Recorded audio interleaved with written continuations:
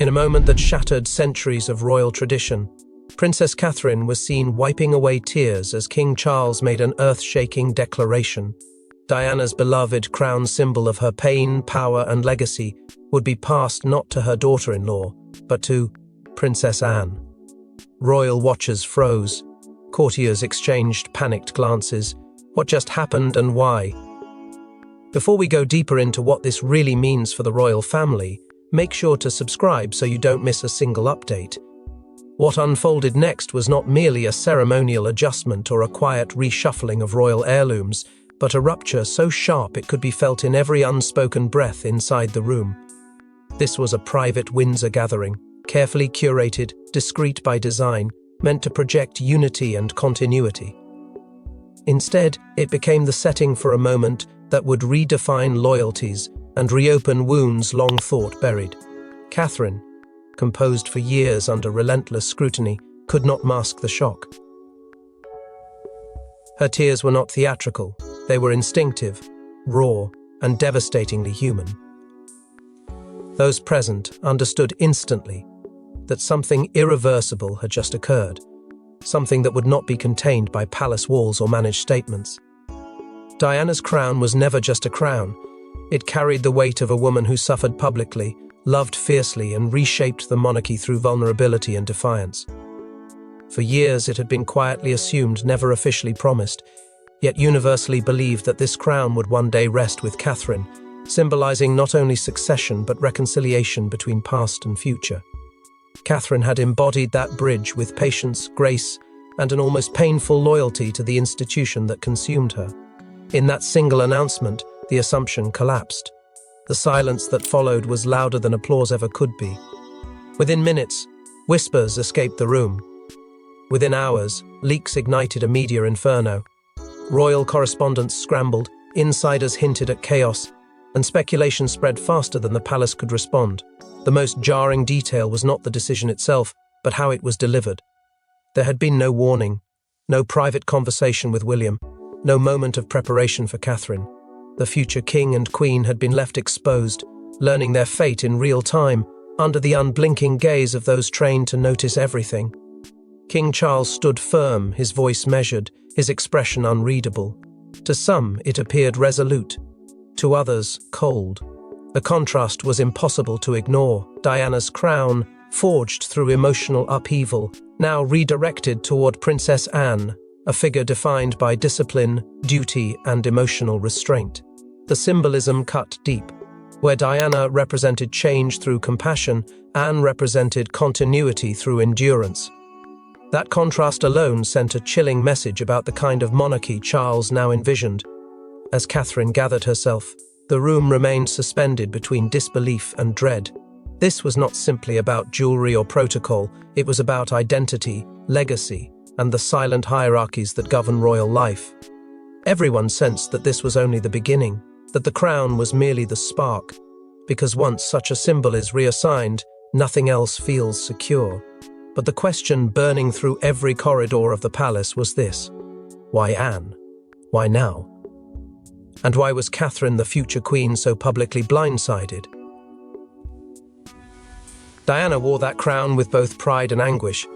It wasn't just jewelry, it was a message, a promise, a wound stitched in diamonds. And now, that legacy has been redirected. What does it mean when a crown forged in grief is handed to the one royal no one expected to wear it?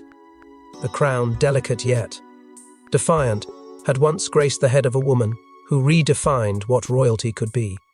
Diana didn't inherit that crown, she transformed it. It sat atop her golden hair, not as a reward, but as a burden. With every glittering facet, it mirrored her pain, her strength, and her rebellion against the very institution that both elevated and destroyed her. When she wore it for the first time, there was something unmistakably different about how it settled. Not stiff or ceremonial, but alive, charged with emotion. That was the night she stopped being just a princess and became a symbol. And from that moment on, the crown became more than regalia. It was memory, myth, martyrdom. For decades, it was quietly assumed that this deeply personal piece, Diana's crown, would one day be worn again. But not by just anyone, by Catherine. Because if Diana carved a new path with vulnerability, Catherine had followed it with discipline. Unlike her mother-in-law, she was not thrust into the spotlight overnight. She studied it, endured it, survived it. Catherine never reached for the spotlight, but it found her again and again, and each time she stood before it with quiet dignity, the public whispered the same phrase, "She's just like Diana." Slowly, that comparison evolved into expectation, and then into prophecy. In the way Catherine carried herself, in the way she dressed, smiled, and even held her children, Diana was there, not in imitation but in tribute. William, ever silent about his grief, seemed to communicate something unspoken through his wife. A choice of earrings here, a sapphire ring there, a familiar silhouette caught in a crowd. These weren't fashion statements, they were signals, echoes.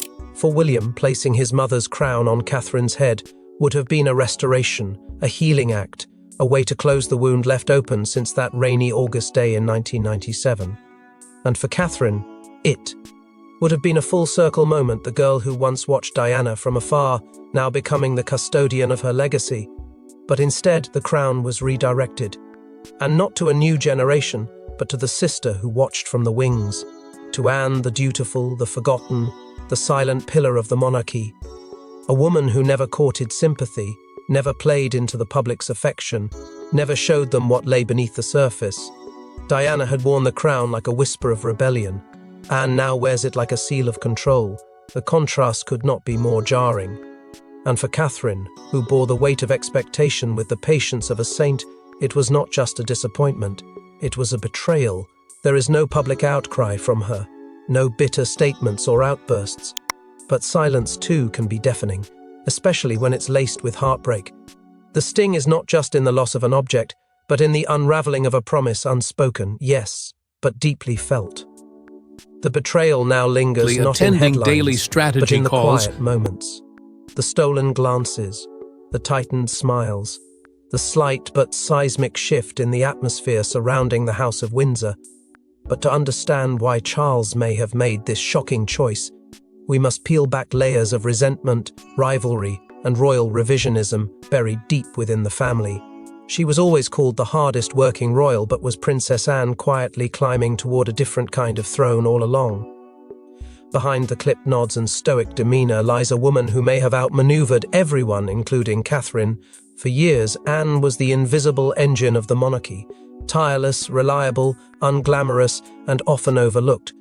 While others graced red carpets, stirred headlines, or waged subtle wars for public favor, Anne was somewhere in the background, unveiling plaques and inspecting regiments with mechanical precision. She didn't need the spotlight to thrive. She had purpose. And that, perhaps, was her greatest weapon. Because while Catherine was elevated by admiration, Anne was fortified by duty. One was adored, the other was indispensable. But in the theatre of royal power, affection can be fleeting. Duty, however, endures. Anne never courted comparisons, she had no need to. But the growing public reverence for Catherine, poised, polished, and ever reflective of Diana's grace, was impossible to ignore. Catherine was praised for her warmth, her maternal strength, her composure. But Anne watched with the seasoned eye of a woman who had played a much harsher game. There was a sharpness beneath her silence, a memory of years when her own sacrifices went unrecognized while Camilla ascended with Charles's full support. That old wound never healed. It calcified into quiet resentment. So when the opportunity came to reassert herself not through press but through the crown itself, she didn't hesitate. Following the Queen's death, the structure shifted. Publicly, it was William and Catherine who stepped forward, the faces of a modernized monarchy.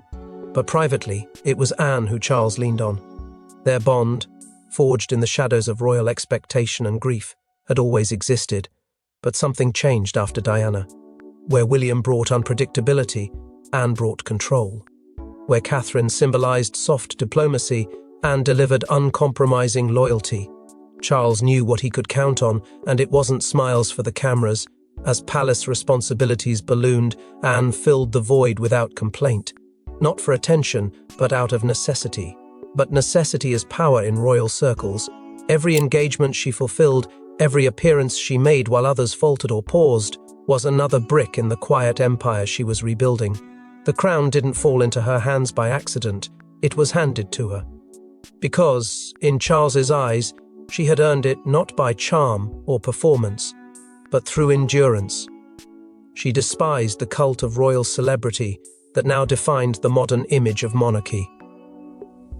Instagram smiles, fashion analyses, curated vulnerability, it was everything Anne had been taught to reject. She viewed it as performance, not service. And behind her reserved expressions, there was a growing sense that the crown needed to return to its roots, not as a symbol of popularity, but of permanence.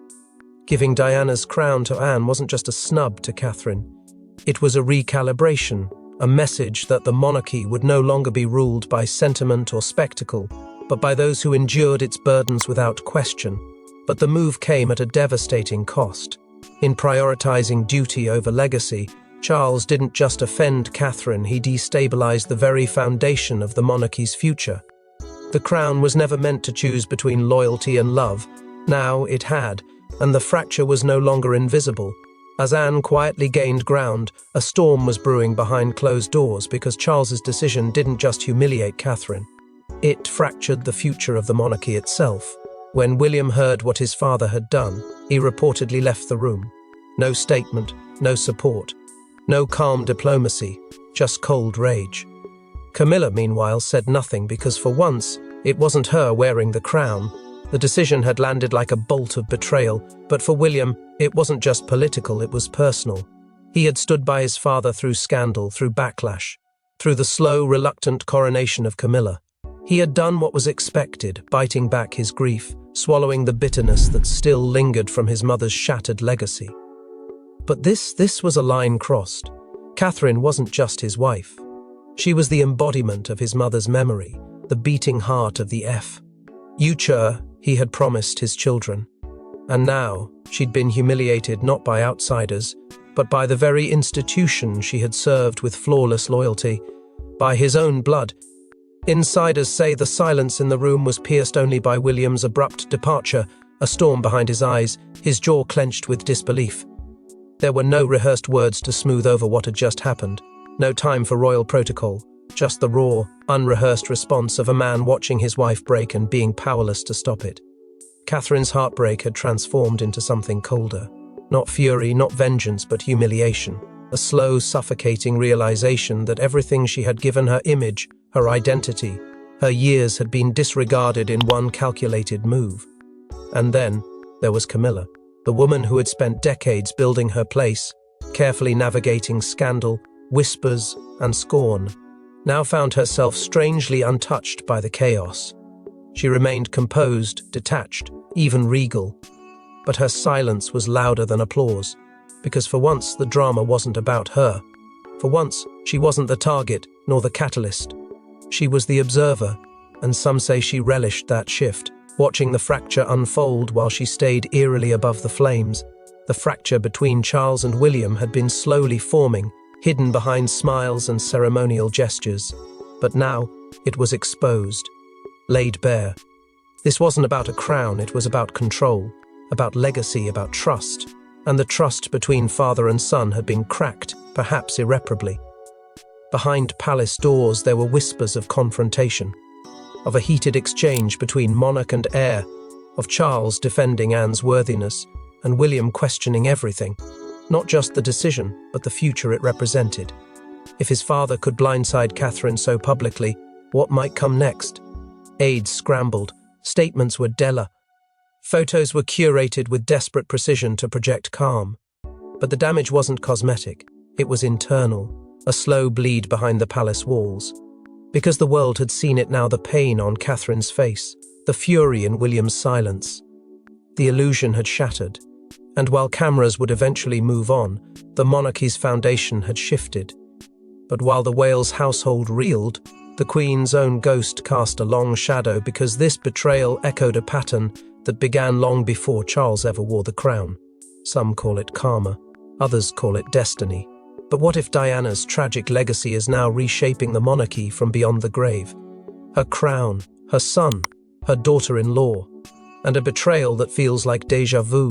the ghosts of the past never rest quietly at Buckingham Palace.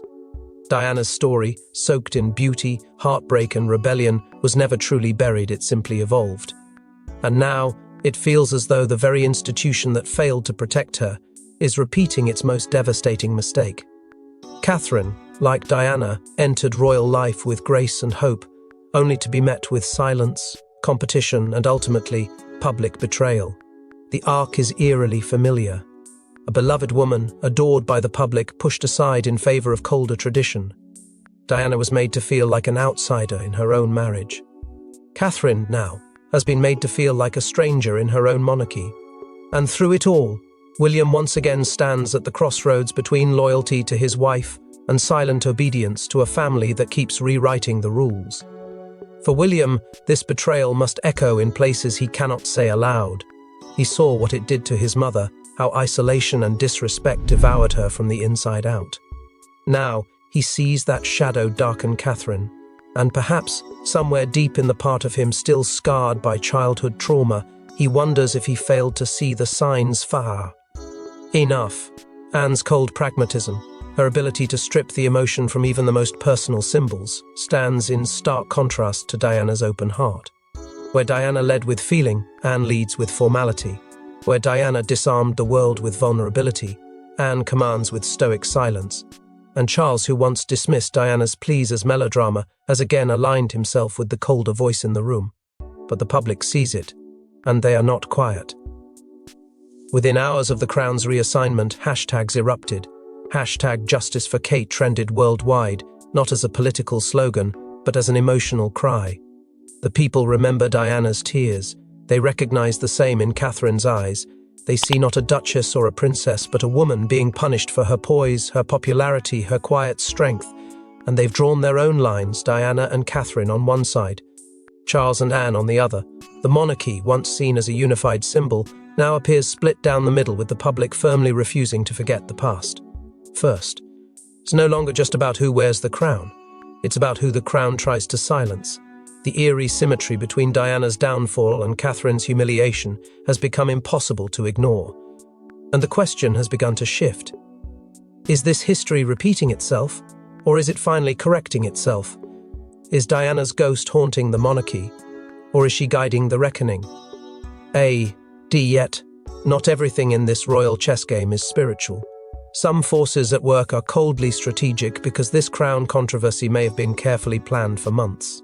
Was this really a spontaneous decision, or was it the final move in a covert operation to reshape the monarchy's power structure, one that Catherine never saw coming?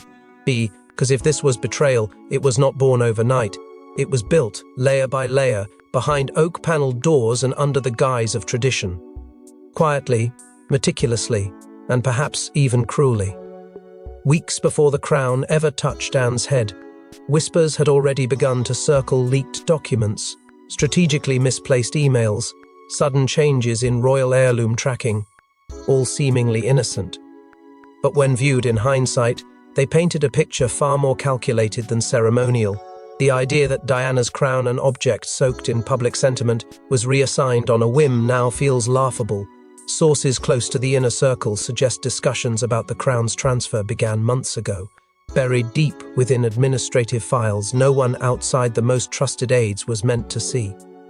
And at the center of those files, Anne. Post-Elizabeth, she became more than a figurehead of duty. She became a pillar of control. With Charles ascending and Camilla finally cemented into her role, Anne was repositioned less of a workhorse, more of a co-architect. Her influence, once dismissed as ceremonial, began infiltrating the structural core of royal operations. Her approval became essential. Her presence became expected. And as Catherine dazzled the world with effortless charm, Anne was behind the scenes, reshaping the monarchy into something colder, older, more controlled. A monarchy stripped of media manipulation and returned to stoic endurance. To Charles, it made sense. Anne didn't need the public's affection. She needed their silence. What grated at Charles most, insiders reveal, was the spectacle, the carefully polished brand of William and Catherine. The polished social media feeds, the glossy magazine covers, the obsession with image. What once seemed like a necessary modernization had, in Charles's eyes, become a risk. The monarchy, he believed, was veering dangerously close to celebrity culture. It needed a course correction. And who better to embody that correction than Anne, the sister, who had never once bowed to public opinion, who still handwrote her speeches, who treated royal duty like a battlefield, not a fashion show. For Charles, giving her Diana's crown wasn't just symbolism, it was strategy, a reclaiming of control. But there's more. Palace insiders have hinted at something deeper, rumors of what some call a royal reset, a deliberate internal campaign to shift power away from the Waleses and back toward the older generation. Meetings without William's presence, decisions made with no notice, senior aides reshuffled, communications rerouted, and Catherine's name increasingly absent from key planning documents. Even foreign diplomats began to notice, some commenting privately that Anne, not William or Catherine, was becoming the royal figure they were instructed to defer to. It was subtle at first, but it was happening.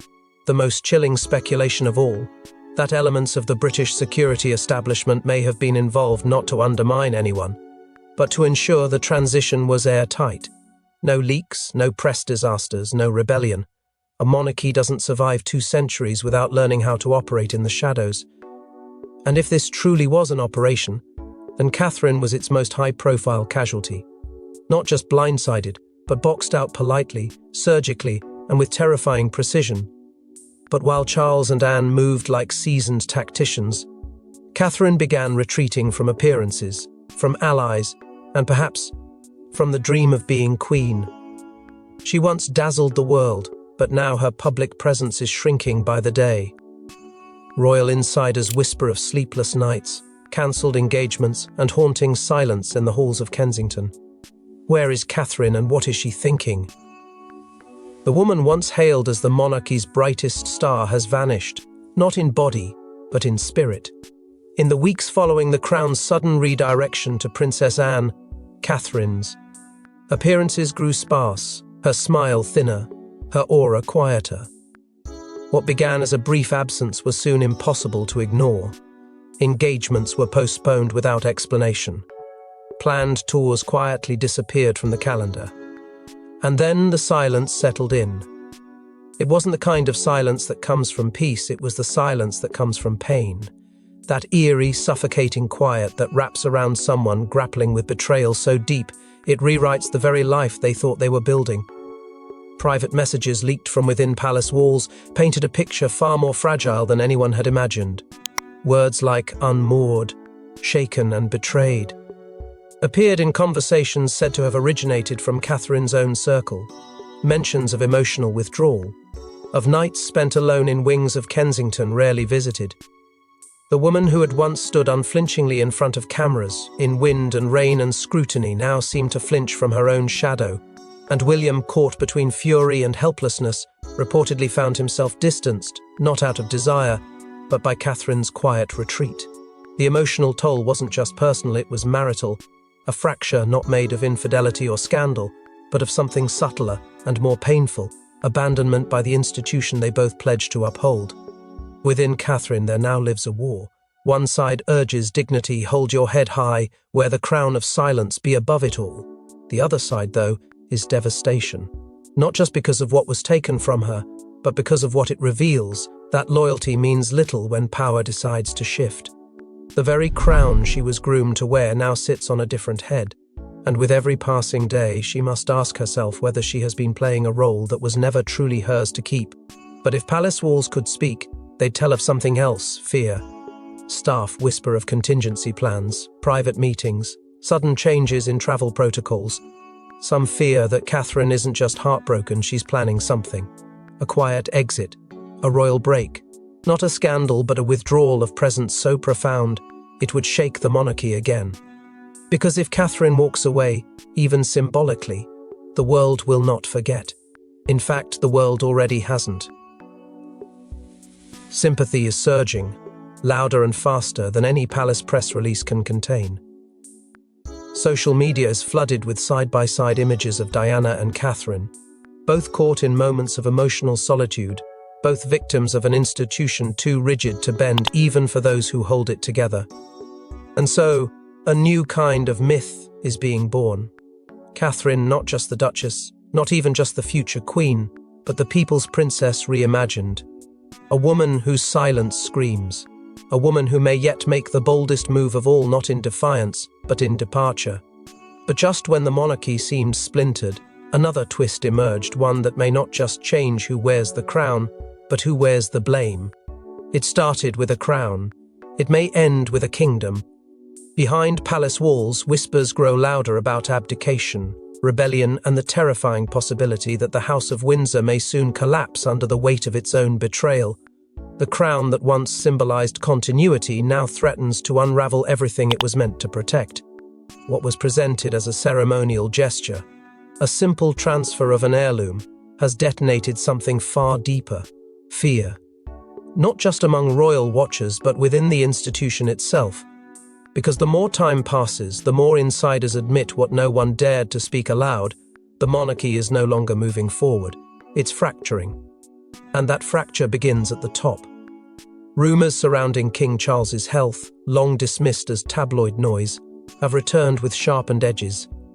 Whispers of fatigue, skipped engagements, and high-level briefings behind closed doors have sparked new fears that the king may not hold the throne for long, and if he steps down, or worse, fades away, then who steps in? The question has become a source of dread, not clarity. William and Catherine, once seen as the natural heirs to a modernized monarchy, are now engulfed in uncertainty. Sources close to the Wales household suggest discussions private, painful, and entirely unplanned about stepping back from their roles, not quitting, but pausing, protecting themselves from a machine that rewarded their loyalty with a knife in the back. For the first time in years, William is reportedly considering whether the crown is worth the price it's demanding, and Catherine, still wounded, may no longer be willing to sacrifice herself for an institution that treated her as expendable. Meanwhile, Princess Anne remains unmoved, loyal not to people, but to the monarchy itself. If she must stand alone to preserve the institution, she will. Her allegiance is to the crown, not to those who wear it. And that's what makes this moment so volatile. The divide is no longer generational, it's ideological. One royal household is driven by duty at any cost, the other by the need for redemption and protection, and that schism has split the monarchy from within. Charles's advisors are reportedly in chaos. Messaging is inconsistent, internal leaks have accelerated, and with every public backlash, every viral hashtag demanding justice for Catherine, the system that once seemed invincible begins to look fragile. There's even darker speculation emerging from behind closed doors, that this crown transfer wasn't just symbolic but preparatory, a test balloon, a shift in narrative before a larger announcement. That Charles, seeing William's wavering, may be planning a handover not to his son but to his sister, that the line of succession may be bent, or worse, redrawn. It sounds impossible, unthinkable. But in the aftermath of everything, nothing feels secure anymore. The very foundation of the monarchy is shaking, not from a scandal, but from within. And as the storm reaches a crescendo, one final question remains, the one no one dares say aloud, but everyone is thinking. The crown was Diana's. Her heartbreak, her triumph, her defiance, all bound in gold and grief. Now that it sits atop another head, the world is left wondering, who owns her legacy? And has the war for Diana's soul only just begun? The emotional stakes could not be higher. What began as a quiet decision behind closed doors has rippled into a storm of reckoning that no one in the monarchy seems capable of stopping. A single crown, once draped in sorrow and redemption, now reignites battles once thought buried. Diana's memory was not merely sentimental, it was sacred. And by handing that sacred symbol to Anne instead of Catherine, the royal family didn't just make a choice, they made a statement. One that has cut through generations, dividing the present from the past, loyalty from love, and legacy from lineage. Public opinion is no longer unified. There are those who defend Anne's staunchly loyal admirers, who call her the last true royal, untouched by scandal, unwavering in duty. But there are others, louder, more emotional, who are rallying behind Catherine. To them, she is not just a woman wronged. She is the natural heir to Diana's legacy, the modern royal who carried herself with quiet dignity, who never chased power, but earned respect. In their eyes, this decision wasn't a reshuffling of tradition. It was an erasure, a rewriting of the very story that drew millions to believe in the monarchy again after Diana's death. And through it all, Diana's ghost lingers. Not in some supernatural sense, but in every conversation, every tabloid headline, every viral image of Catherine looking away from the cameras. The monarchy cannot escape the shadows of its past, because that past lives in the hearts of its people. Diana's legacy has never belonged solely to the crown. It belongs to history, to memory, to emotion, and now, to a new battle that may define the future. All eyes are on Catherine. What will she do next? Will she reclaim what many believe is rightfully hers? Or will she walk away and, in doing so, make a louder statement than any title or tiara ever could? The world waits not for protocol, but for humanity, for feeling, for truth. And in the silence surrounding her, that truth grows louder by the hour. And in the end, the most chilling question of all remains unanswered. What if this crown soaked in history, pain and power was never meant to bring peace, but to ignite the war no one wanted to fight? Subscribe for more royal revelations as the House of Windsor teeters on the edge of history and heartbreak. Thanks for watching. Don't forget to like and subscribe, and we will see you in the next one.